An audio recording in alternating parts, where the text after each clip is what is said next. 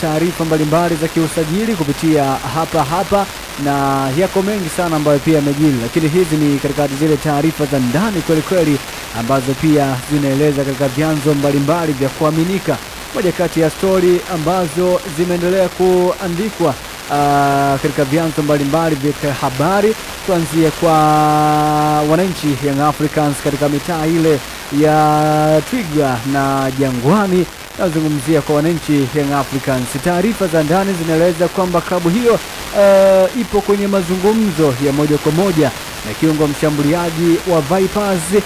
Namzungumzia raia huyu wa Uganda Alan Okello, bwana mdogo kabisa mwenye umri wa miaka 25. Kwa namna hiyo, taarifa za ndani zinaeleza kwamba kupitia rais wa wananchi Young Africans Engineer Hersi Said, yeye alipata nafasi ya kuweza kuzungumza moja kwa moja na mchezaji huyo ili pia kama kuna uwezekano basi aweze kusaini kwa pale kwa wananchi Young Africans katika dirisha dogo la usajili ambalo linataraji kufunguliwa Januari 2026. Kwa hiyo lolote pia linaweza likatokea, na ni moja kati ya story ambayo pia impata nafasi ya kuweza kuzungumzwa sana.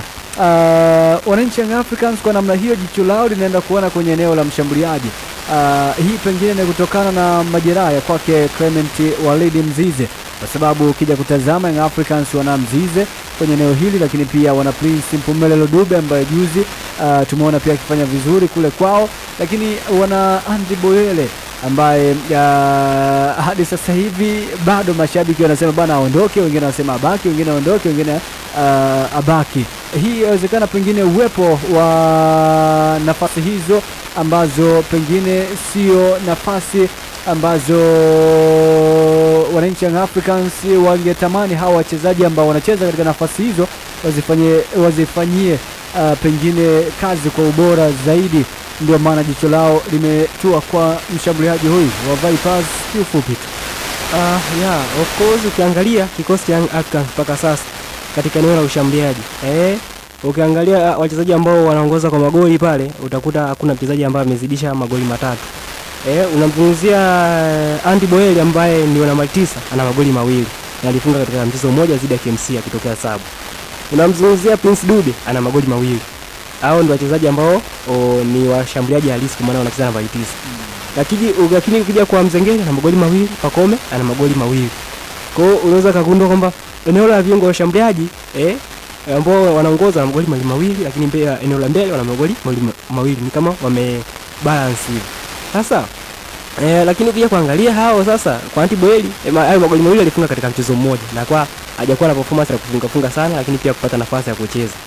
Lakini kwa Dube ameonekana kuwa ni mchezaji ambaye ni mzuri sana, anaweza kujiweka katika nafasi nzuri ya kuweza kufunga, lakini matumizi ya nafasi mara nyingi kwake amekuwa anashindwa kutumia vizuri. Lakini kuna baadhi ya mechi ngumu sana amekuwa akiweza kuziamua. Mchezo dhidi ya Faraba akaweza kaamua, mchezo dhidi ya Coastal Union akaweza kuamua mchezo.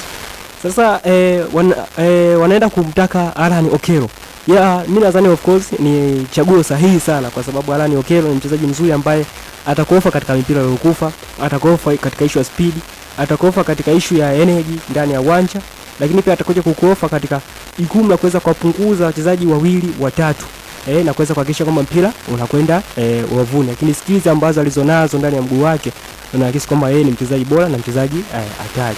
Na kwa kuwa Engineer ndio ambaye anaenda kuongea naye, nadhani kuna uwezekano pia mkubwa kuweza kumnasa, kutokana na jinsi alivyokuwa rais wa Africans. Anaonekana kuwa ni kiongozi ambaye ana ushawishi mkubwa sana mbele ya wachezaji ambao yeye anawahitaji au anatamani waweze kubakia. Kwa kama Alan Okello akija kutoa ndani ya kikosi cha Young Africans, atakuwa anaweza kuongezea nguvu kubwa sana katika eneo la mbele na kuweza kurudisha marekebisho pale eneo la mbele yanafanyika kwa ubora zaidi.